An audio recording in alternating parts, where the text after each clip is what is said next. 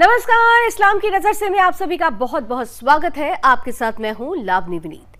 ये वो कार्यक्रम है जिसमें हम इस्लाम को 360 डिग्री समझने की कोशिश करते हैं। इस कार्यक्रम के माध्यम से हम उन मुद्दों पर शास्त्रार्थ कराते हैं जिन्हें लेकर कई तरीके की भ्रांतियां हैं, जिन्हें लेकर बहुत ज्यादा बहस मुबाहिस होती है। और ऐसे ही एक मुद्दा है जिहाद का। इस्लाम की नजर से जिहाद क्या है, आज ये समझने की कोशिश करेंगे, क्योंकि जब जब जिहाद का नाम आता है तो जिहाद के नाम पर ही काफिरों के साथ, गैर मुसलमानों के साथ कत्लो गारत हो जाता है। आतंकी संगठन खड़े होते हैं, उद्देश्य जिहाद का रखते हैं। हिंदू बेटियों को टारगेट किया जाता है, आधार जिहाद होता है, लव जिहाद होता है। हिंदू जमीनों पर अतिक्रमण कर लिया जाता है, मजहबी अतिक्रमण, लैंड जिहाद हो जाता है। ऐसे ना जाने कितने प्रकार हैं जो कहीं ना कहीं से गैर मुसलमानों के लिए यानी इस्लाम की नज़र में काफिरों के लिए मुश्किलें पैदा करते हैं। और ये हालात ही क्या जिहाद का आधार है। आज जिहाद को ही समझने के लिए हमारे साथ इस वक्त दो विशेष अतिथि जुड़ चुके हैं। स्वागत करती हूं। हमारे साथ इस वक्त जुड़ चुके हैं पूर्व मुस्लिम हैं एडम सीकर साहब, बहुत स्वागत। साथ ही साथ हमारे साथ मुस्लिम स्कॉलर हैं, इस्लाम के जानकार हैं, हाजी नाजिम साहब, बहुत बहुत स्वागत आपका भी। तो इस्लाम की नज़र से जिहाद क्या है, आइए चर्चा की शुरुआत करते हैं। और सबसे पहले आज ओपनिंग रिमार्क हाजी साहब आपसे लेना चाहती हूं कि इस्लाम की नजर से जिहाद क्या है। लवनी जी, देखिए जिस तरीके से जिहाद के बारे में कहा गया है, जिहाद का मतलब क्या है। असल में जिहाद का मतलब कोई नहीं जानता है। जिहाद को सिर्फ इस तरीके से मॉडिफाई कर दिया गया जिसमें एक मुस्लिम समाज को, जो उसके मुस्लिम समाज की इमेज है, उसको इस तरीके से पेश किया जाता है कि मुस्लिम समाज को आतंकवाद से जोड़ा जाता है, लव जिहाद के नाम से जोड़ा जाता है। अभी जिस तरीके से आपने कहा लैंड जिहाद के नाम से जोड़ा जाता है। असल में मकसद ये है कि जिहाद का मतलब कोई नहीं जान पाता।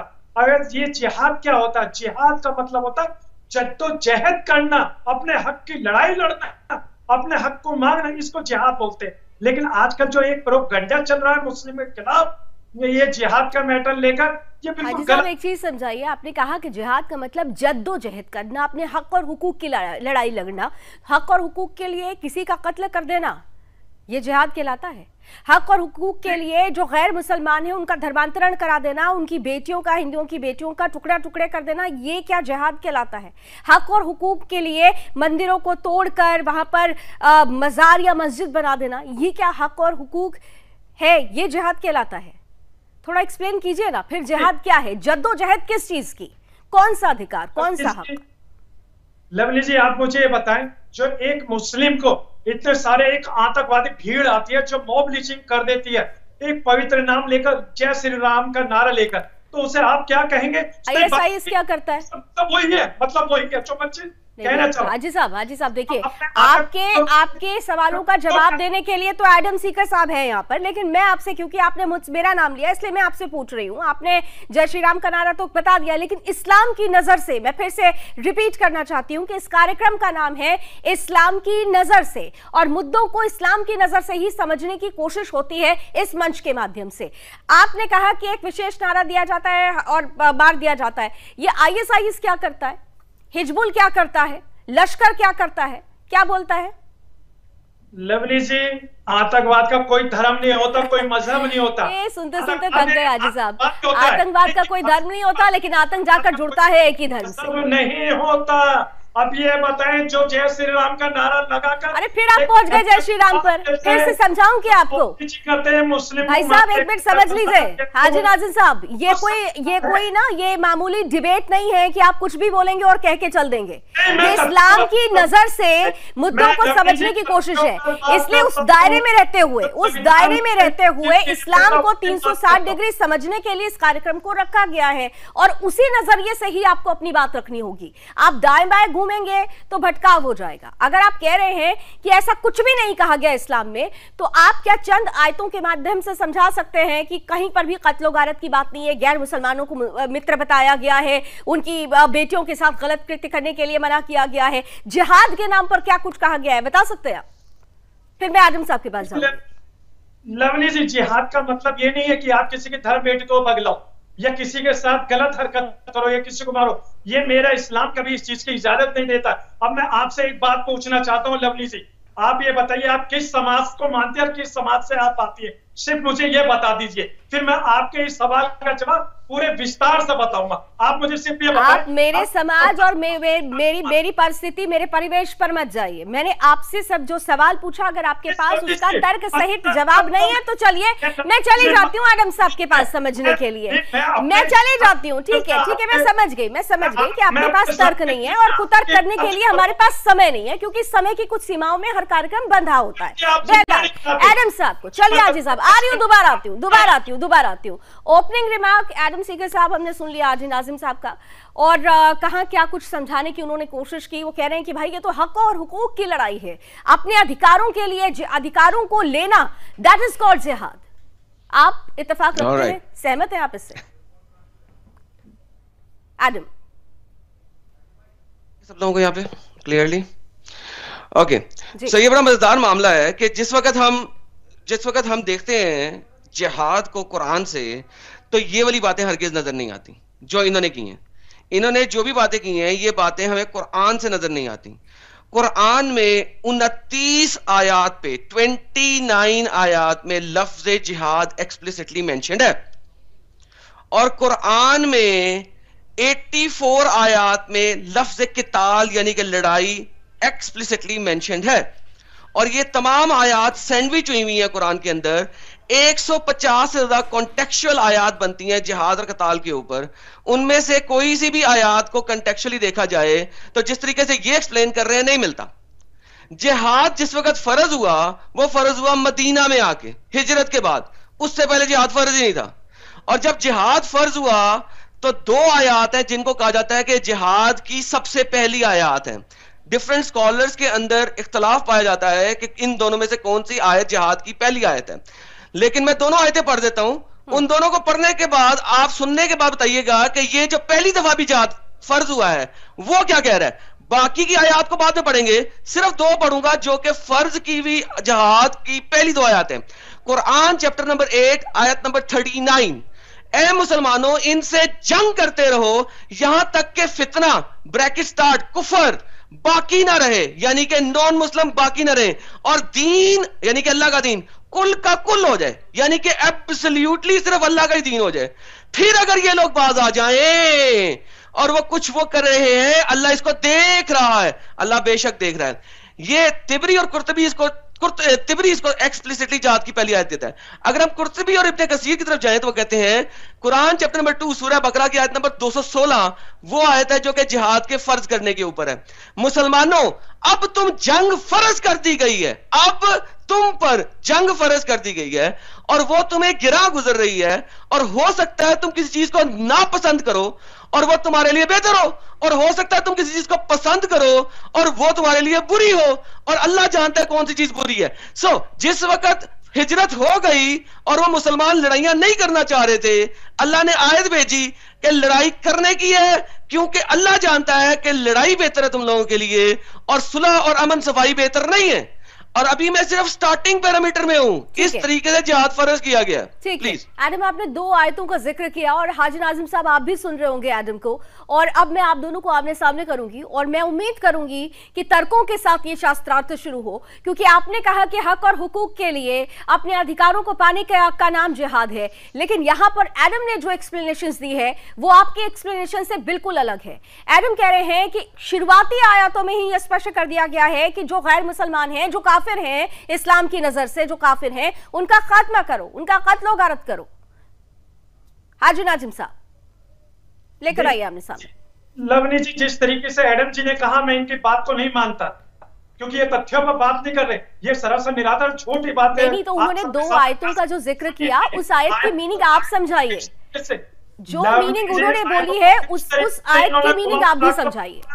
आप नहीं, मैं बता मौलाना साहब जो भी आप हैं, मुझे नहीं पता आप कितने को बड़े मौलाना है, हाजी जी है, जो भी है। कुरान चैप्टर नंबर 1 की आयत नंबर 39 और कुरान चैप्टर नंबर 2 की आयत नंबर 216 एक्सप्लेन करते हैं। बात खत्म। तरीके से आप बता रहे हैं आयत के अंदर इस तरीके का नहीं है, आप पूरी तरीके से बात बताएं तभी बता चल पाएगा। आप सारे जितने भी लोग टीवी पे आते हो, आयत पे ये नहीं लिखा, आयत पे ये नहीं लिखा, आयत पे नहीं लिखा, खुद कमाल हो गई, नहीं लिखा, खुद पढ़ दो। नहीं तो एक बात बताइए, तफसीरें पढ़ दो, कुर्तुबी की तफसीर पढ़ो, इब्ने कसीर की तफसीर पढ़ो, पढ़ दो, बात खत्म हो जाती है। ये नहीं लिखा, ये नहीं लिखा, ये नहीं लिखा। जितने स्कॉलर्स के साथ मैं बात करता हूँ ना, वो एंड में आके यही तक करते हैं, ये नहीं लिखा। एक मुसलमान ही मार देते। आपने ये देखा, आपने कहा गैर मुस्लिम कौन थे? वो हिंदू नहीं थे, वो मुसलमान ही थे। अरे गैर मुस्लिम की बात ही नहीं हो रही, काफिरों की बात हो रही थी। मैंने कुफर किया, अल्लाह और रसूल से कुफर किया, सिंपल। आप गलत सत्य पेश कर रहे हैं एडम जी, तो सही कर दो। नहीं है ये एडम जी, आप झूठ बोल रहे हैं, आप सही कर दो। ये नहीं सच्चाई। अगर आप भारत को बताना चाहते हैं तो सही कर दो, आयत को पढ़िए, उन आयत का मतलब बताइए। हाजी नाजिम साहब, एडम कह रहे हैं, सुनिए हाजी नाजिम साहब, आप दोनों क्योंकि एक दूसरे पर अगर चलाएंगे तो वाकई हमारे जो दर्शक है वो भी नहीं समझ पाएंगे कि आप क्या कह रहे हैं। सुनिए हाजी साहब, सुनिए हाजी साहब, सुनिए हाजी साहब, सुनिए। उन्होंने, मैं फिर दोहरा रही हूं कि उन्होंने चंद आयतों का जिक्र किया है, उन आयतों को पढ़ा है, उसको एक्सप्लेन किया है। उन्हीं सेम आयतों को आप भी पढ़िए और उसकी मीनिंग हमारे सामने रखिए, क्योंकि हम तो मुद्दे को आप दोनों की नजर से समझने की कोशिश कर रहे हैं। हम इस्लाम की नजर से अगर बात कर रहे हैं तो आप क्या कहते हैं, आपके नजरिए से इस्लाम की नजर से जिहाद क्या है? जिन आयतों का जिक्र एडम सीकर ने कहा है, आप भी उन आयतों को पढ़िए और उन आयतों की मीनिंग हमारे सामने रखिए।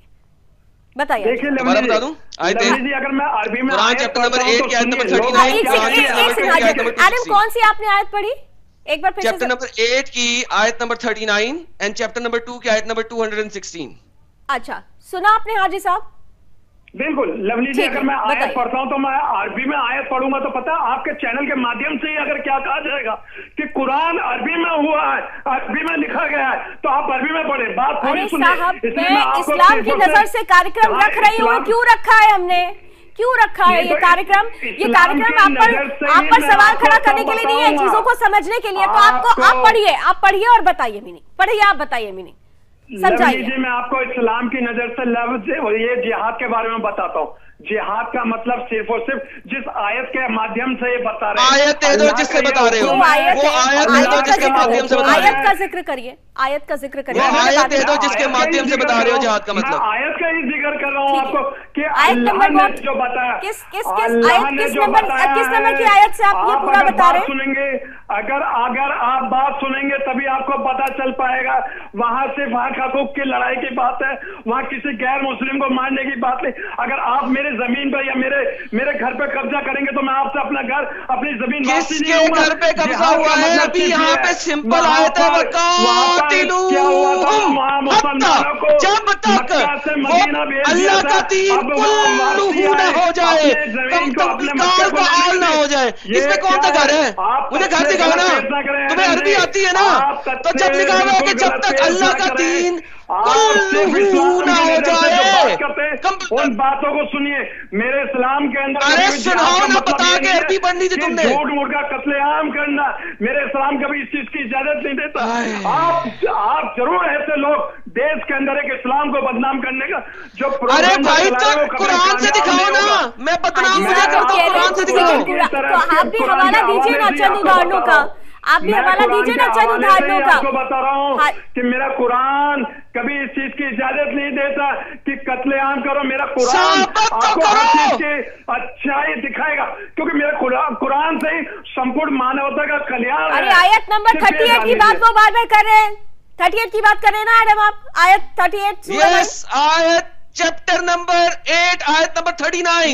ठीक है, पहले एक ही करते हैं। I think he got confused, इसीलिए एक ही पे चलिए पहले अभी आप। ओके, 839 एक्सप्लेन करें। चलिए बताइए हाजी साहब, आपने तो पढ़ी है ना कुरान, आप तो कुरान की प्रैक्टिसिंग कर रहे हैं ना, तो जिस आयत का जिक्र कर रहे हैं वो सूरा 9 आयत 38, सूरा 8 और आयत 39 if I am not wrong. हाँ ठीक है, इसके बारे में बताइए क्या कहती है आयत 39, सूरा 8 आयत 39 क्या कहती है? हाँ, सूरा अनफाल आयत 39 पढ़ दे। आपको सबका तर्जुमा बताऊंगा, लेकिन सबसे पहले जो जब प्रोग्राम खत्म हो जाएगा हमारे पास इतना समय नहीं है हाजी साहब, समय नहीं है, प्लीज सीधे सीधे आइए, पॉइंट पर आइए, पॉइंट पर आइए। आपको बताऊंगा तफसील से बताऊंगा, लेकिन जिस तरीके से झूठ का प्रोपेगेंडा चला रहे हैं, ठीक है ना, तो उनके प्रोपेगेंडा को तोड़िए आप, इसीलिए तो आपको इनवाइट किया है ना हाजी साहब, उनके प्रोपेगेंडा को तोड़िए। चलिए एक्सप्लेन करिए, एक्सप्लेन करिए। सबसे पहले ये सुनिए आप 39 क्या कहती है, मैं उसका भी बताऊंगा। बताइए ना साहब, हम इंतजार कर रहे हैं। सुनिए, मेरे इस्लाम की नजर में सब जितने भी पूरी दुनिया की कायनात है सब बराबर है, लेकिन जिस तरीके से किधर बराबर है? अरे दिखाओ तो सही, सब बराबर है। कौन सी आयत में सब बराबर है? सुनिए आप 39 के सुनाइए, कौन सी आयत में सब बराबर है? एडम जी आप गुमराह ना करें। कौन सी आयत में सब बराबर है? एडम जी ने बोले, कुरान की सूरत गुमराह ना करें, सिर्फ इस्लाम की नजर से जो बात है सिर्फ उस पर बात कीजिए। हाजी साहब नहीं ये देखिए, अब ना समय सिर्फ आप क्या करें ना, बर्बाद कर रहे हैं। हर कार्यक्रम की समय की कुछ सीमा होती है, हम पॉइंट पर बात करें। और मैंने इसीलिए कहा ना कि सिर्फ एक तो बताइए ना आयत, जिस आयत है उस आयत में क्या लिखा है आप बताइए, आप पढ़िए और बताइए। इनका मतलब पूछिए एडम जी से। उन्होंने तो पहले अपनी ओपनिंग रिमार्क में बता दिया ना क्या मतलब है। अब आप उनके मतलब को गलत करार दीजिए, अगर आप कह रहे हैं कि वो प्रोपेगेंडा कर रहे हैं तो। लवली जी जहाँ ये गलत बोलेंगे, मैं तो मुस्लिम हूँ, ये एक्स मुस्लिम है। अच्छा ठीक है, चलिए ठीक है, आप 10 सेकंड के लिए शांत रहिए। ठीक है, आप 10 सेकंड के लिए, ठीक है आप एक सेकंड आप 10 सेकंड के लिए जरा शांत रहिएगा। 10 से 20 सेकंड में जो सिर्फ अभी आदम एक ही आयत पर, क्योंकि बहुत कंफ्यूजन हो जाता है, पहली आयत जिसका जिक्र आपने किया था उसको फिर से री एक्सप्लेन कीजिए, एंड देन फिर उसके बाद हाजी साहब सुनिएगा। आप हाजी साहब सुन लीजिएगा, बीच में मत बोलिएगा, उनको कंप्लीट कर लेने दीजिएगा 10 सेकंड 20 सेकंड में जी। शेखुल हिंद मोहम्मद अल हुसैन कहते हैं, ट्रांसलेशन, और लड़ते रहो यहां तक के कुफर का फसाद बाकी ना रहे और हो जाए हुक्म सिर्फ अल्लाह का ही इस दुनिया के अंदर बाकी। फिर अगर वो बाज आ जाए तो अल्लाह के काम, अल्लाह इनके कामों को देखता है। डॉक्टर इसरार अहमद कहते हैं, और ए मुसलमानों इनसे जंग करते रहो यहां तक के फितना कुफर बाकी ना रहे और दीन कुल का कुल अल्लाह ही का हो जाए। फिर अगर वो बाज आ जाए तो जो कुछ वो कर रहे हैं अल्लाह यकीनन इनको देख रहा है। 2 ट्रांसलेशनें मैंने दी हैं, किसको पढ़ना है आपने बताइए हाजी साहब। अब मैं बोलूं? हाँ बिल्कुल आप बोलिए। अब जिस तरीके से इन्होंने कहा कि अल्लाह, मैंने नहीं कहा 2 ट्रांसलेशनें पढ़ी हैं आपके स्कॉलर्स की। जब मैंने आपकी बात सुनी है पूरी तो आप भी बात सुनिए। मैंने नहीं कहा ना ये मत तो, मैंने कहा मैंने 2 ट्रांसलेशनें पढ़ी हैं, झूठ नहीं बोलो। आप सामने अगर कुरान के हिंदी है वो रख के आप मेरे से बात करेंगे तो मैं उसी का बताऊंगा। हिंदी तर्जुमा अलग होता है, अरबी में अगर आप है ना पूरा अमल कर लिया। हिंदी तर्जुमा लेके आते हैं भाई, क्या टेंशन क्या है भाई। ये लो जी हिंदी पढ़ लो, मुझे तो पढ़ती नहीं आती, मैं स्क्रीन पे दिखाता हूँ, खुद पढ़ लो। जी मैं अपनी स्क्रीन दिखाने लगा हूँ, आप जो है ना हिंदी तर्जुमा जरा खुद पढ़ ले, मुझे हिंदी नहीं पढ़नी आती, आई एम सॉरी। ये जनाब मैंने स्क्रीन शेयर कर दी है, हिंदी तर्जुमा पढ़ ले। विश्वास नहीं करूंगा, हिंदी तर्जमा पढ़ ले जी, हिंदी तर्जमा पढ़ ले। लवली जी प्लीज आप मेरी हेल्प करेंगी हिंदी तर्जमा पढ़ने में। अच्छा ठीक है, आप हाजी साहब आप अगर देख पा रहे हो तो ठीक, वेल एंड गुड। मैं जो स्क्रीन शेयर की है एडम ने, वो मैं अभी आपको पढ़ के सुना रही हूँ, जो एडम ने हमें शेयर की है अभी। जो तर्जुमा उन्होंने पढ़ा उसकी हिंदी मीनिंग उन्होंने दी है। नहीं मैंने नहीं दिया, ये कुरान.com एक मुसलमानों की वेबसाइट है, उसके अंदर जो हिंदी तर्जमा लिखा हुआ है मौलाना अजीजुल हक अल उमैरी साहब ने, वो है मौलाना अजीजुल हक साहब का ये तर्जुमा, ये है ट्रांसलेशन। हे ईमान वालों, उनसे उस समय तक युद्ध करो कि अत्याचार और उपद्रव समाप्त हो जाए और धर्म पूरा अल्लाह के लिए हो जाए। तो यदि वो अत्याचार से रुक जाए तो अल्लाह उनके कर्मों को देख रहा है। हाजी साहब जी मैंने अपनी पूरा सुन लिया, पढ़ लिया। ठीक है मैं सिर्फ ये कहना, हाँ लवनी जी अगर प्यार से अगर आप बातें सुनेंगे तो आपकी भी समझ में आएगा और जो आपके करोड़ों दर्शक हैं उनके भी समझ में आएगा। जी बताइए। अगर ये जो, हाँ अल्लाह ने ये कहा कि आप जिहाद कीजिए, अपने हक की लड़ाई लड़िए। अब ये बताएं कि अल्लाह ये कहा था, ये स्टेटमेंट कुरान में कहाँ है? सुनिए ये स्टेटमेंट कुरान में कहाँ है? ये बात सुनिए, अगर आप झूठ बोलेंगे तो ये बताइए स्टेटमेंट कुरान में कहाँ है? कर लेने दीजिए एडम, अब एक बार को आप उनको जरूर काउंटर करिएगा, आपको मंच मिलेगा। 20 सेकंड में वो कहना क्या चाह रहे एक बार सुन लेते हैं। हाजी नासिर जल्दी से। लवली जी ये बताइए, जब अल्लाह ने कहा कि आप अपने हक हकूक के लिए आप अपनी बात आगे रखिए, जिहाद कीजिए। जिहाद का मतलब यह है कि पहले पैगाम भेजा गया कि हमारे एक समझौते के तौर पर, जिस तरीके से राजा महाराजा उस टाइम पर भेजा करते थे जब वहां के गैर मुस्लिम मुसलमान ही थे। सुनिए बात, सुनिए पूरी बात। जो मुस्लिम ही थे मगर वो ईमान में दाखिल नहीं थे, इसलिए उनको गैर मुस्लिम कहा गया। वो कोई हिंदू नहीं थे, वो मुस्लिम ही थे मगर वो ईमान को नहीं मानते थे, ईमान को इस्लाम को नहीं मतलब जानते थे। वो अल्लाह को नहीं मानते मुस्लिम थे, ईमान को नहीं मानते थे। ईमान नहीं मानते थे, मतलब ये थोड़ा कंफ्यूजन नहीं हो रहा है? हाँ, तो वो गैर मुस्लिम वही था, गैर मुस्लिम वही था। अब जो है अगर वहां निकाल के भेजा गया, अब वहां कहा गया कि आप हमें इस्लाम को मानिए, तो ये लड़ाई नहीं होती, मगर उन्होंने नहीं माना तो अपनी जद्दोजहद यानी अपने हक हकूक के लिए वो ये लोग ये जा रहे हैं कुरान चैप्टर नंबर 9 पे सूरह तौबा पे। अभी मैं जाना नहीं चाहता था, सूरह तौबा तो जिहाद का जो है ना आखिर आग है। ये जा रहे हैं चैप्टर नंबर 9 आयत नंबर 29 के ऊपर, उसकी ट्रांसलेशन मैं पढ़ देता हूं। जंग करो तुम इनसे जो ना अल्लाह पे ईमान रखते हो ना यौम आखिरत पे। ये कहते हैं जी ये वो हिंदू नहीं थे। अब एक कौन सा हिंदू अल्लाह और यौम आखिरत पे ईमान रखता है? Excuse me. और ना हराम ठहराते हैं अल्लाह और उसके रसूल की हराम करता चीजों को। अल्लाह और उसके रसूल ने जो जो हराम किया कोई हिंदू उसको हराम नहीं ठहराता। क्या स्टूपिड बात कर रहे थे भाई साहब हमारे। और ना कबूल करते हैं दीन हक की ताबेदारी को, और वो दीन हक को भी ताबेदारी को भी एक्सेप्ट नहीं करते। इन लोगों में से जिनको किताब भी दी गई है, यानी कि अब जूस यहूदी और नसारा को भी उसमें डाल दिया, यहां तक कि वो अपने हाथ से जजिया दे और छोटे बंद कर रहे हैं। ये आयत पेश कर रहे हैं, इसको घुमा के इस तरीके से कहा गया है। अब मुझे बताइए कि ये जो आदि चट्टी आयत पढ़ते हैं पूरी क्यों नहीं पढ़ते हैं? कोई नुकसान होने वाला नहीं है। मेरे इस्लाम % था, है, हमेशा रहेगा। आपके झूठ बोलने से नहीं चलेगा। ये अरे मैं कुरान की आयतें एक्सप्लिसिट पढ़ रहा हूँ, आप भी पढ़ दें। कब आया? सबसे पहले मुझे बता दीजिए इस्लाम कब आया, इस्लाम को बता दीजिए। अब तो इस्लाम क्या लिखा क्या हुआ उसके अंदर वो बताए ना। कुरान से डरते क्यों हैं आप लोग? अगर मैं पूछ रहा हूँ कि कुरान में बात कहाँ लिखी हुई है तो कहाँ लिखी हुई है बताते हुए डरते क्यों हैं? आप एक्स मुस्लिम कैसे हो गए? आपको यही नहीं पता कि भारत के अंदर या पूरी दुनिया के अंदर इस्लाम कब आया? तो आप एक्स मुस्लिम कैसे हो गए? भारत के अंदर इस्लाम कब आया मैं बताता हूँ। 79 ईयर्स के बाद एक्सप्लिसिटली भारत पे अटैक हुआ पहला, गजवा हिंद, क्योंकि मोहम्मद ने कहा था इस पे कब्जा करो। उसके बाद मुसलमान 800 सालों तक भारत पे मुख्तलिफ अटैक्स करते रहे। वो गजवा हिंद की वजह से इस्लाम भारत में आया। दीजिए, आप सरासर झूठ बोल रहे हैं। अब मेरी बात सुनिए, मैं साबित कर दूंगा। अगर तुम्हें हदीसों का कुरान का इल्म है मैं साबित कर दूंगा।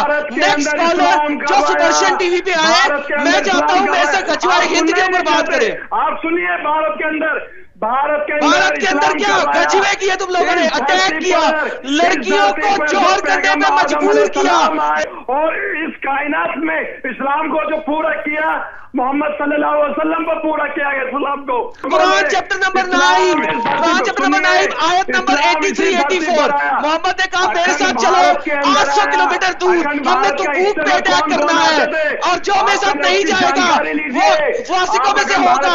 और कुरान चैप्टर नंबर 9 आयत नंबर 84 अब अल्लाह मोहम्मद को कह रहा है जो तुम्हारे साथ जंग पे नहीं निकलेगा तुम उसके साथ जंग नहीं करोगे। पहली बार तभी राजी नहीं, अल्लाह अब उससे राजी नहीं है, वो जहन्नम पे सड़ेगा। कुरान मैंने सुना क्यों नहीं समझते? आप छोड़ बोल मेरे तुम इन लोगों की नमाज़ें छोड़ भी ना, इन लोग पूरी कायनात जानती है कि पैगंबर आदम अलैहिस्सलाम इस दुनिया का पहला शख्स है जो इस्लाम को लेकर आए। हाजी साहब और एडम सी के साथ, हाजी साहब और एडम सी के साथ, हाजी साहब ठीक है। हाजी नाजिम साहब मैं 2 मिनट से शांत से आप दोनों को सुन रही हूँ। 2 मिनट हो गया, अब आप सुनिए। हाजी नाजिम साहब सुनिए, अब आप सुनिए, अच्छा सुनिए हाजी साहब, पानी पी लीजिए, थोड़ा सा सुन भी लीजिए, नहीं पानी की जरूरत नहीं है। ठीक है, तो सुनिए मेरी बात सुनिए। 2 मिनट मैंने आप दोनों को सुना, 2 मिनट तक, और मैं भी सुन रही थी, हमारे दर्शक भी सुन रहे थे। आप एक बात अपना जो बातें रख रहे थे लेकिन उसमें आप तर्क नहीं दे रहे थे। एडम अपनी बातें रख रहे थे। सुनिए मेरी बात, अरे सुन लीजिए, सुनिए। हाजी साहब चिल्लाने से नहीं चलेगा ना, आपका मजाक उड़ाएंगे लोग, सुन लीजिए मेरी बात। आपके ही मतलब की बात कर रही हूँ, आपके मतलब की बात कर रही हूँ, सुनिए आपके मतलब की बात कर रही हूँ। आपने एक बार भी किसी भी आयत का, किसी भी तर्जुमे का, किसी भी सूरे का जिक्र नहीं किया। वो एक के बाद एक सूरे, आयत, सारी चीजों का बात करते रहे। आप भी दीजिए ना, पूरे 30 मिनट होने वाले हैं। लेकिन फिर भी आपने अब तक एक आयत, एक सूरा नहीं बताया। मैं चलिए आज समय की कुछ सीमाएं हैं, इसलिए इस कड़ी को यहां खत्म करती हूं, लेकिन इसी कड़ी को यहीं से स्टार्ट करेंगे इस्लाम की नजर से जिहाद को समझने के लिए। हाजी नाजिम साहब भी हमारे साथ होंगे, एडम सीकर भी हमारे साथ होंगे। आज एडम ने बहुत सारे तर्जुमों का जिक्र किया, आयतों और सूरों का जिक्र किया। अब जब हम इस्लाम की नजर से की कल की कड़ी में जुड़ेंगे, यानी पार्ट 2 में जिहाद को समझने के लिए जुड़ेंगे, तो हाजी नाजिम साहब से मैं उम्मीद करती हूं कि वो चंद आयतों का जिक्र करेंगे जहां पर जिहाद को, जैसा कि वो बता रहे हैं कि प्रेम और अमन और हक और हुकूक, अधिकार जिसमें कत्लो गारत नहीं है, उन आयतों के माध्यम से समझाने की कोशिश करेंगे। बहरहाल आज समय की कुछ सीमाएं हैं, इसलिए आप दोनों का बहुत बहुत धन्यवाद हमारे साथ जुड़ने के लिए। इस्लाम की नजर से में आज बस इतना ही। देश और दुनिया की तमाम खबरों के लिए आप जुड़े रहिए सुदर्शन न्यूज के साथ। जय हिंद।